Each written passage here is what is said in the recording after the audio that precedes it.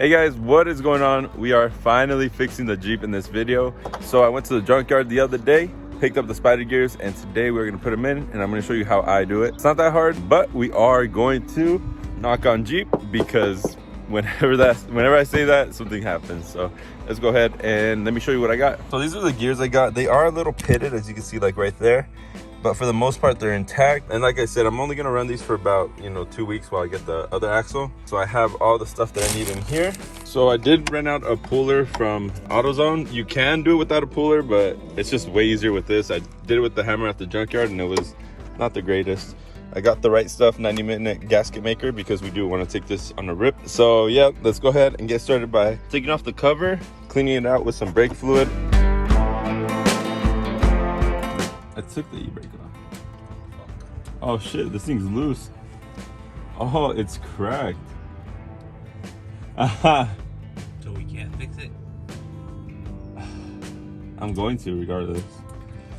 But it's cracked. The carrier's cracked. Well, I don't know if you guys could see, but there's actually a crack right there. So I don't think this will last long with the other ones in there, but I'm still gonna replace it regardless and hope for the best. So that's what the gears look like. They're pretty messed up. Anyways, the next step is gonna be to remove the brake caliper and get the rotor off so we can pull out the axle and be able to take out the gears. It needs the breaker bar. All right, show.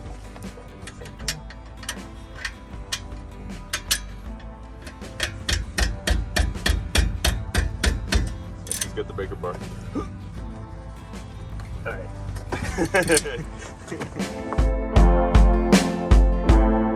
Okay, so now that we have the brake and the rotor off, we're gonna get the puller tool, attach it onto here, and we'll be able to take it out.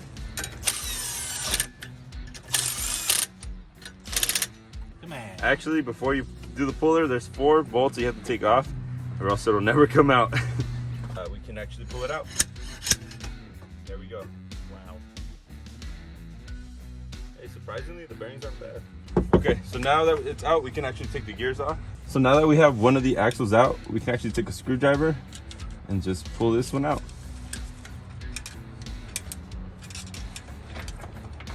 There's one, and then there's the second one. That one still has life in it. Yeah, this one Chris says still has life in it. Okay, just a couple more miles. All right, so we got most of the surface cleaned up. Now, before we put the gears in, I'm actually going to spray all of the inside in there with some brake cleaner, just to take out any metal shavings that might still be in here, like this stuff down here. It sounds like coins.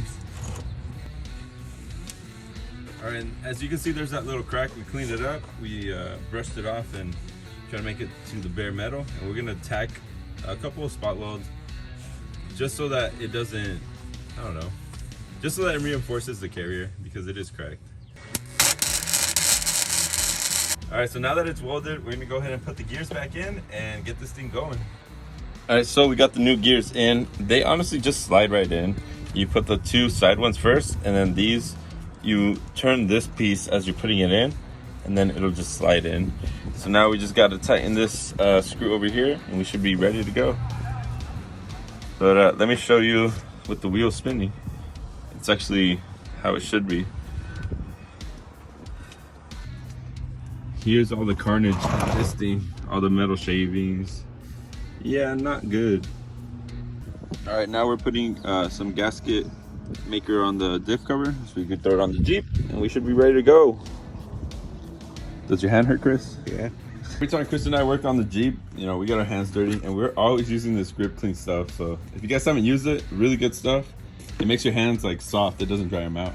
Since working on the Jeep, especially with oil, that stuff works really well. I recommend it if you guys haven't tried it yet. And no, that's not a sponsor. Chris bought this himself, so stuff is really good. Okay, so now that I used the 90-minute gasket, so it asks to wait for an hour before you fully tighten it down. Now we're gonna torque it to 30 foot-pounds, take off the little cover here, and add some oil. Chris is prepping the oil right there.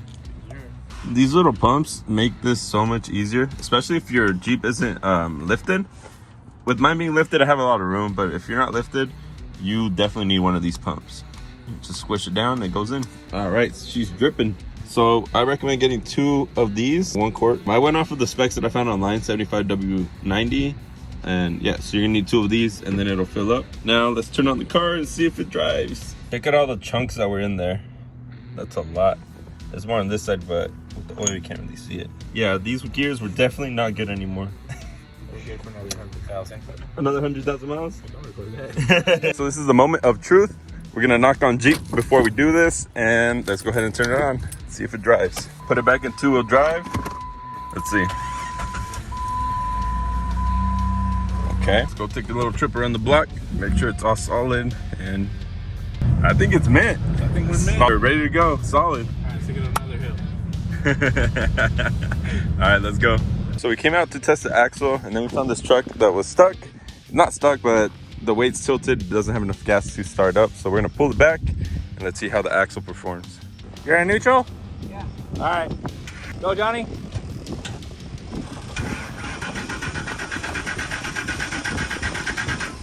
All right. There you go. So it made it. We're back in the hills. Thankfully, the Jeep is running good.